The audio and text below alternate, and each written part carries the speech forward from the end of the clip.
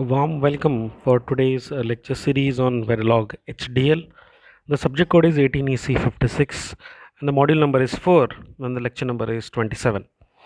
I, Professor Prasanna D. Kulkarni, working as Assistant Professor in the Department of Electronics and Communication, is presenting this video lecture series. The contents covered in this lecture series is about the timing controls in behavioral modeling of Verilog. Wherein we discuss about the different ways of assigning the delays while executing different statements in the behavioral modeling style. And also we'll try to find out the advantages of using such delay mechanisms and understanding the behavior of a circuit with respect to the delays. This particular lecture series belongs to CO3 and it belongs to the Bloom's taxonomy at level L2.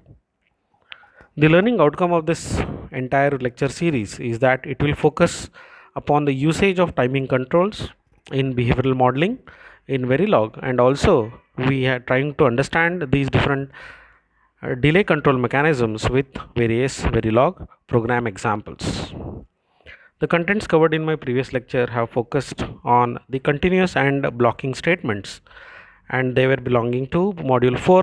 The lecture number was 26, CO was 3, and it was belonging to Bloom's taxonomy at level L1. This entire lecture series is going to understand and makes use of the facts and basic concepts. By knowing the ideas and concepts, now we are able to design and make use of delay statements in the existing operations in Verilog. Therefore, this particular lecture series belongs to level 2, which is understanding, which makes use of previous knowledge on Verilog operators, and it gives you the facility of defining different delays at gate level and also at behavioral levels. I welcome each one of you for today's class on Verilog HDL to discuss the various operators and various delay assignments. So let us understand first of all what do you mean by timing control mechanism.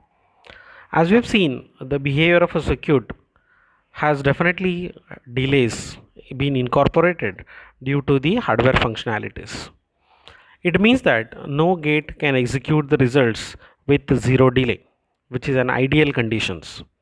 But when you go to a circuit design at real time environment, obviously every gate will have certain amount of delay, and this delay propagates when the circuit is more and more complex. For a single gate, the delay is very negligible. Therefore, while studying theoretical concepts, we go for the delay negligence. But when we do practical implementation, when the circuit has got the lakhs and lakhs of gates, even if a single gate has 0.1 second of delay, when it is multiplied with 1 lakh gates, obviously the delay becomes more and more countable.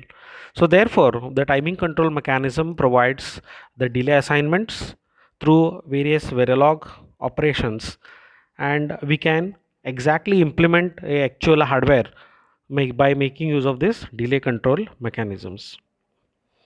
In Verilog, we take these delay control statements in the simulation level to make the gates to behave as if they are working on a real-time hardware. Therefore, the simulation has provided a facility to employ the various delay values. Now, going to this timing control mechanism, this provides a specified way in the simulation, and also it provides the various procedural statements through which we can write various timing control mechanisms. Verilog has mainly classified these timing control mechanisms into three different types, and they are the delay based timing control, the first major category. A second one is called as event based timing control, and the third one is level sensitive timing control. In the delay based timing control, a user will specify the delay with hash operator, and therefore the delay based timing control mechanism is a user defined delay. Based upon the user values inputs received, the delay will be created and the simulation time will be postponed by that much amount of delay value. Now, coming to the second category, which is called as event-based timing control, it makes use of some event happening, and if that event happens, only then that particular statement gets executed. It means here the delay is not specified by the user. Instead, the delay is because of the event happening in the program, and if until unless the event do not happen, this particular statement do not get executed and a delay is employed. So the second category is called event based timing control mechanism. Now third one is called as a level sensitive timing control, which makes use of some edges, a clock, or we could say it as a positive or negative edges of the clock. So based upon the levels which occurs, the sensitivity list is generated, and based upon the sensitivity list, only for those particular events or only those particular edges the program starts executing, and those type are called as level sensitive timing control. So today's entire lecture series now will be only focused on the delay based timing control mechanism, which is a first classification under timing controls. And in the next lecture series, we'll be talking about event based and level sensitive timing controls.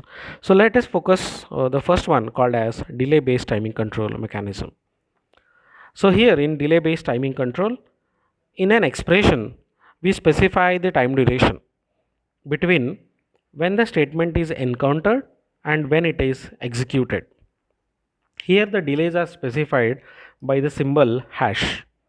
And in the delay based timing control, we have again three classifications. The first one is called as regular delay control, which uses an expression, and expression will be having a value specified with a hash, and this will create a delay of regular delay values. This is therefore named as regular delay control mechanism.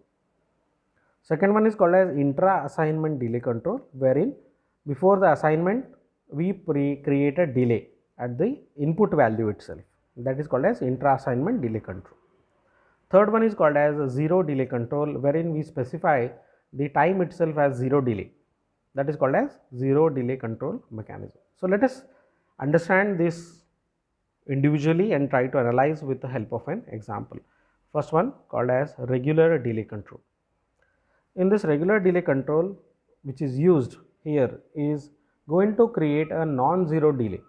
It means whenever you say we are going to create a delay, it should be non-zero, and this particular delay is also called as latency. We sometimes use word called as latency also, and always these delays are specified at the left hand side of the equality symbol. Okay, so in the assignment symbol it is always specified at the left hand side, and any such statements which you see in the Verilog examples are categorized under the regular delay control mechanisms. Now let us understand this with a small fragment of the program which is already shown. Let us take in a variable parameter which belongs to a parameter which is a constant value. Name of the parameter is latency, which is assigned as 20. Another parameter delta, which is equal to 2, and register is x, y, z, p and q. So initial begin x equal to 0. So what we say that x is assigned with a value of 0 without any delay specification. So therefore it is no delay given to the first statement. Now I want this y to be executed after 10 time units. So what I am going to do is I will put a symbol first, hash, followed by the unit, number of time units you want to delay that. So hash 10 y is equal to 1, which indicates that y should get a value 1 after a delay of 10 time units. And later on hash latency z is equal to 0, z is equal to 0. So this delay control with identifier has a delay value expression, and the delay which is created here is of 20 time units, because the latency is already defined as a parameter. Parameter is nothing but constant. So wherever you use this word called as latency, it will be replaced by a number, and that number is 20. So therefore it is hash 20 z is equal to 0. And similarly next statement is hash bracket latency plus delta, latency plus delta. So therefore it is going to have a delay of 20 plus 2 total cycles will be delayed by. Similarly, we have next expression that hash y x equal to x plus 1, y is already defined and the delay is of already of 10. So definitely these delay control mechanisms has given you facility that you can make a expressions being delayed by that much amount of time period. Second one is called as intra-assignment delay control, wherein instead of specifying the delay control to the left of the assignment, which we do it in a regular delay control mechanism, now instead of that, what we do here is at the right hand side of the assignment, it is possible to assign a delay to the right of the assignment operator.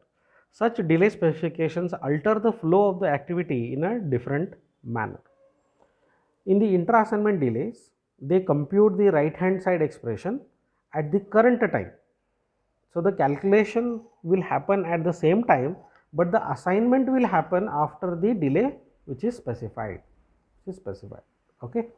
So in the previous, what happens? The execution will happen after the time specification, but here the computation will happen early, but the assignment will not happen.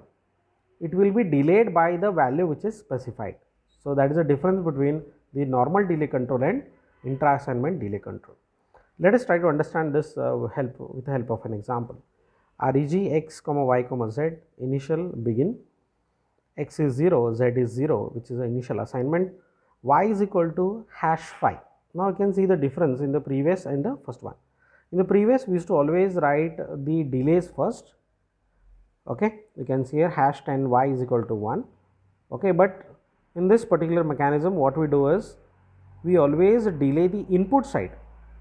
So if you are delaying at the output side, we call it as the regular delay control. If you are delaying at the input side, we call it as intra-assignment delay control. That is the difference between the first and the second one.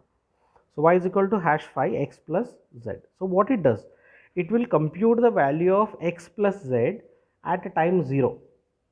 Okay, but it will assign that value to y after 5 time units. So y has to wait for 5 time units even though the computation has been done at 0 simulation time. Okay, so that is what called as intra assignment delay control mechanisms. Now the last one, okay, and the same can be done with a different way also, which we can do it with a regular delay control. The same program also can be done like this. Initial begin x equal to 0, z is equal to 0, temp. I have created a temporary variable, temp xz is equal to x plus z, hash phi y is equal to temp xz. Now what will happen here? It takes the value of x plus z at current time and stores it in a temporary variable. Even though x and z might change between 0 and 5, the value assigned to y at time 5 is unaffected. Okay, it means during the execution time, even if the value of x and z changes, it will be storing the value which is computed in the temporary variable and it assigns that value itself, not the modified one. So therefore, you can call this operation like a latching, or it can be a flip-flop operation, wherein the data is stored in a temporary variable and later on it is sent to the output variable side. It will assure that the previous value is not lost, it is stored in a temporary variable. So why these two examples are being quoted here is that whenever a regular delay control mechanism happens, any change occurs before the assignment. Any change occurs before the assignment at input variable will change the output. But for intra-assignment delay control, unless and until the value assignment is not completed, any change on the input is ignored. That is a major difference between the regular delay control mechanism and intra-assignment control mechanisms. Okay, so therefore this particular example was quoted. So this is an equivalent program for the previous one, which will give you a clear picture on why these two different control mechanisms are used under the delay control mechanism, even though they look the same, but the internal operation really differs. So let us go to the next one called as zero delay control mechanism. Under this zero delay control, which is a method which ensures that a statement is executed last after all other statements in that simulation time are executed. So, when there are multiple assignment statements to be executed, but when you are very much sure that this particular statement should be executed at the end or at the last, then the best way of doing that is by making use of zero delay control mechanism. So, in zero delay control mechanism, you need to assign the delay value as 0, hash 0. So, whenever you assign this hash 0, the statement will be executed at the last, and this particular is helpful to avoid the race around conditions. When you are very much sure that you want this to be executed at the end, we use this zero delay control and it avoids the race around condition. However, if there are multiple zero delay controls, the order between them is non-deterministic. So, if you have more than one zero delay control, then there will be no non-deterministic order between them.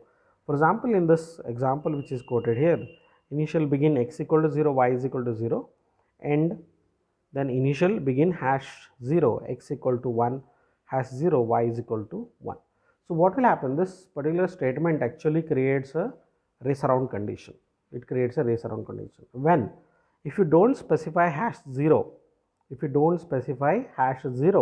this entire program creates a race around condition. Means x initially takes 0 and at the same time you are forcing x to become 1.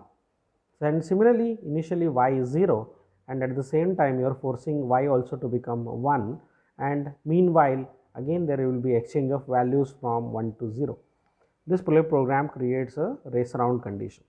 How this can be avoided is by assigning the next statements x and y with a zero delay control mechanism by putting hash symbol before assigning value to those x and y variables. So, you can see in the second part of this, what we have done is begin hash 0 x equal to 1, hash 0 y is equal to 1. Now, what it exactly does is that first of all it will let the initial assignments to complete, that is x equal to 0, y is equal to 0 will happen successfully. It will not interfere to that. Once the assignment is done, only then x will change the value from 0 to 1. Okay. So, therefore, this will completely remove race around condition, because they will not fight that x has to take 0 or x has to take 1, because it is very much specified that x should take 1 after the previous assignment is completed. So, therefore, there will not be any race around condition, and the zero delay control is used at a very minimum phase. Okay. We are very much using regular delay control mechanisms most of the times, and also we use intra assignment delay control when we want to hold the value of input for a long time, want to store them for a very long time. I use the intra assignment delay control mechanisms, and zero delay control is very rarely used. Normally we use this zero delay control mechanism especially for flip flops, where we want to eliminate a race around condition. And whenever the multiple statements are having this zero delay control, hash 0, if I use it for multiple, then the order in which the simulation runs, that particular variable will be executed first. So, there is no first come first serve. When there are multiple zero delay control mechanisms, the simulation based choice execution will happen, because all of them they are having same representation as hash 0. So, this is all about the zero delay control mechanism. Let us understand this in a very brief way. So, in the previous example which is quoted, there were 4 different statements, and those statements were x equal to 0, y is equal to 0, x equal to 1 and y is equal to 1 are to be executed at simulation time 0. However, x equal to 1 and y is equal to 1 have hash 0, and therefore, they will be executed last. So, remember, for zero delay control, whenever you employ hash 0, those statements they get executed last after the completion of the previous statements. Thus, at the end of time 0, x will have value 1 and y also will have value as 1. The order in which x equal to 1 and y is equal to 1 are executed in a non-deterministic order. But however, this has 0 is not one of the recommended practice which we normally do for a Verilog operations. So, with this brief note, today we have tried to understand what all different the control mechanisms, timing control mechanisms which are used, and out of them we have focused upon the first one called as the zero delay control mechanism. So, in the next class of mine we will be talking about the next two control mechanisms called as event based timing control mechanism and level sensitive timing control mechanisms. I thank each one of you for listening to this lecture series. Thank you one and all.